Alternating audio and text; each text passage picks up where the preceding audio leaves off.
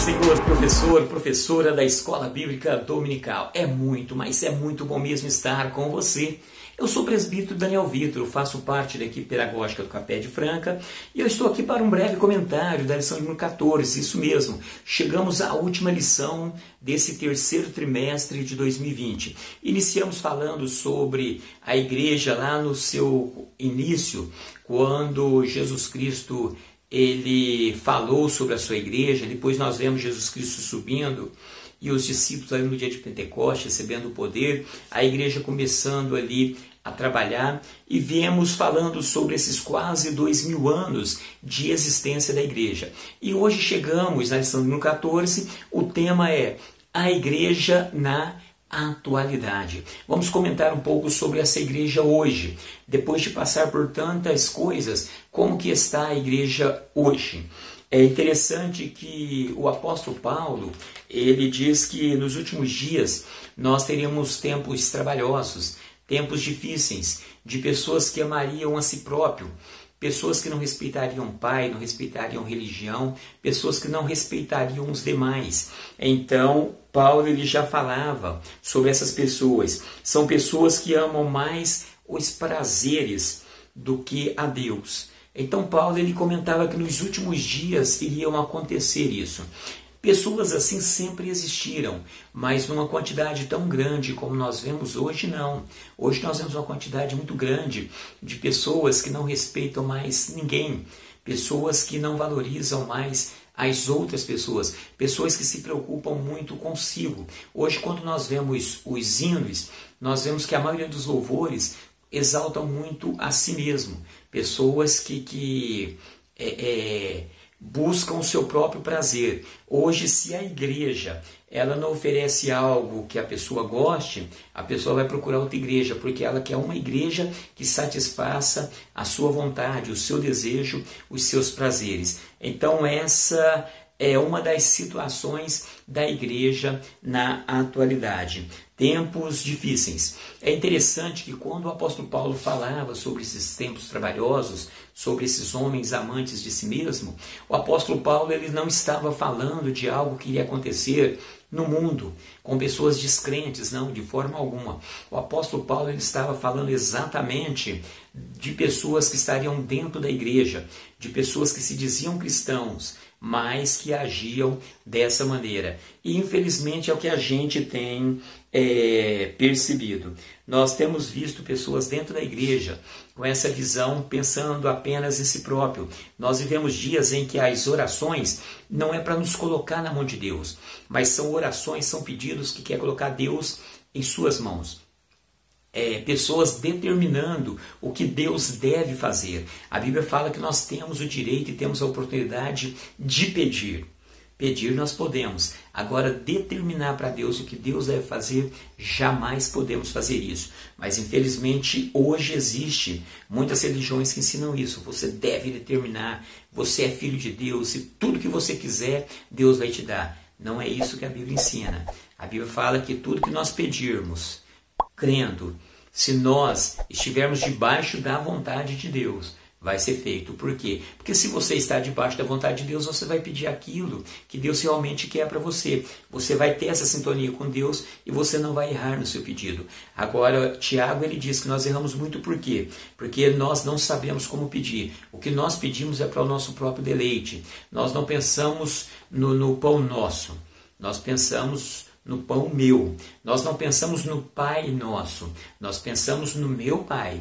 Então, infelizmente, é um individualismo muito grande que acontece dentro das igrejas. Infelizmente, se não tomar cuidado, nós vamos agir dessa mesma maneira também. Quantas das vezes que nós acabamos entrando na onda e pensando simplesmente em nós, ao invés de pensar no todo da igreja.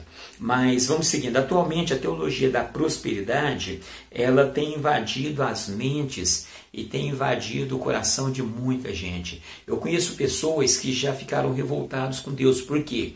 Porque eles aprenderam que devia determinar. Eles determinaram e não aconteceu porque não era da vontade de Deus. E o que acontece?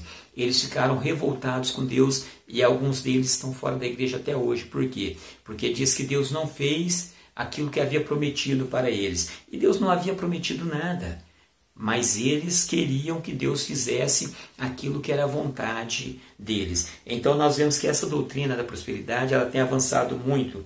E é muito complicado. Por quê? Porque quando as pessoas elas se preocupam apenas com as conquistas particular, começa a se tornar muito individualista, como eu já tinha dito.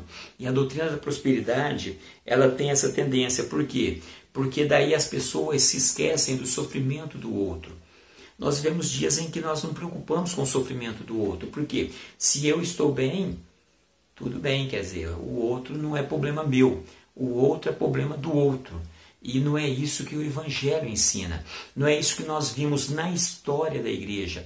Não é isso que Jesus deixou como exemplo. Então devemos tomar muito cuidado para não entrar nessa onda de esquecer do próximo e preocupar apenas com nós mesmos. Nós vemos também aqui que o amor fraternal ele tem sido deixado de lado. Porque com essa doutrina da prosperidade, o amor fraternal ele fica de lado. Por quê? Porque eu estou preocupado comigo, eu não estou amando o próximo, eu não estou vendo a necessidade do próximo. Então é algo que nós devemos tomar bastante cuidado, porque isso tem prejudicado a igreja na atualidade. Nós vemos notícia aí de que a igreja tem crescido muito e que o Brasil ele é um país que cada dia se torna mais cristão, mas é preciso que esse crescimento traga mudança. Se não trouxer mudança, não adianta a igreja crescer se não for para trazer mudança. Se nós somos o sal da terra, se nós somos a luz do mundo, esse crescimento ele precisa trazer mudança. O apóstolo Pedro, o apóstolo Paulo, nós vemos Agostinho e vários outros pais da igreja, eles sempre se preocuparam em fazer a diferença na sua época. Eles fizeram a diferença no período em que eles viveram. Martinho Lutero, John Wesley e vários outros. Nós estudamos aqui vários homens que fizeram a diferença no período em que viveram. E hoje, como eu já disse na lição passada, a história deles passou. A nossa história está sendo escrita. Então nós precisamos, assim como eles fizeram a diferença, nós precisamos fazer a diferença. Nós não devemos conformar, mas devemos nos transformar cada dia, buscar melhorar cada dia mais. Através do conhecimento da palavra de Deus, nós precisamos melhorar a nossa forma de agir diante do reino de Deus, como representantes do reino de Deus aqui na terra. Nós precisamos fazer a diferença. Essa igreja que cresce, ela precisa fazer a diferença.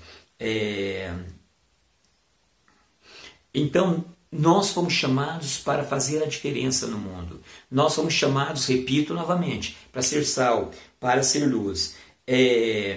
Então é importante que a gente esteja mais próximo de Deus, que a gente busque se aproximar mais de Deus, através da oração, através do estar na igreja, através do estar junto com os irmãos. São formas que nós temos de nos aproximar mais de Deus e melhorar a nossa vida espiritual diante de Deus e melhorar como igreja. Cada pessoa tem um chamado. Talvez você fale, eu sou muito novo, eu não sei fazer isso, eu não sei fazer aquilo, eu não sei pregar ou eu não sei cantar. Deus ele vai usar cada um de acordo com aquele dom e aquele talento que Ele tem nos dado. Então você deve fazer o melhor naquilo que lhe é permitido. Aquilo que estiver dentro do seu alcance, faça o seu melhor. Aquela oportunidade que Deus te deu para fazer, faça da melhor forma possível. De repente, é simplesmente o varrer a igreja, faça da melhor forma. De repente, é simplesmente organizar um banco, faça da melhor forma. Então, aquilo que for colocado na sua mão para fazer, faça da melhor forma. Se é ensinar a palavra de Deus, faça da melhor forma. Se é pregar a palavra de Deus, faça da melhor forma. Se é louvar a Deus, faça da melhor forma. Então é importante que nós, dentro da igreja atual, mesmo diante de tantas coisas que nós temos vistos, como eu já disse, diante da doutrina da prosperidade que tem invadido todas as igrejas, essas mensagens de prosperidade, Deus vai te dar, Deus vai fazer. Nós muitas das vezes olhamos Deus como se fosse um gênio da lâmpada. Eu vou pegar Deus, vou ter Ele na minha mão, vou fazer 3 desejos e ele é obrigado a responder. Isso não é o que a Bíblia nos ensina, então devemos tomar bastante cuidado. Nós devemos, assim como os pais da igreja fizeram a diferença, nós devemos também fazer a diferença na nossa geração. E como eu disse na lição anterior, eu volto a repetir, daqui 100, 200 anos, se Jesus não vier, qual a história que nós deixamos? Porque a história ela continua sendo escrita. Qual a história que nós deixamos para as futuras gerações? Que igreja nós vamos deixar para as futuras gerações? O que eles vão aprender de nós, as próximas gerações? Então, a história continua sendo escrita. A história ela só vai terminar o dia que as trombetas tocarem e nós fomos chamados por Cristo. Aí a história termina, mas enquanto isso não acontece, nós estamos escrevendo a história.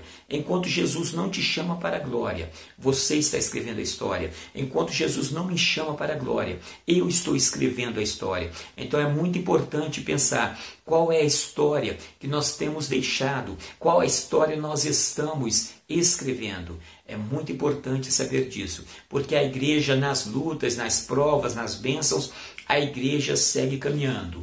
Quase 2000 anos se passaram e a igreja, até aqui, a igreja foi vencedora. E eu tenho certeza que a igreja ela continuará vencendo. E é muito importante que nós façamos parte desse crescimento. É muito importante que em nossas orações a gente diga: venha a nós o teu reino, que nós possamos ser um instrumento para que o seu reino, o seu poder, seja implantado sobre a terra, para que o seu reino possa ser levado às pessoas, para que as pessoas possam conhecer o seu reino e o seu poder. A conclusão diz o seguinte: não sabemos o dia nem a hora em que Jesus voltará, isso ninguém sabe.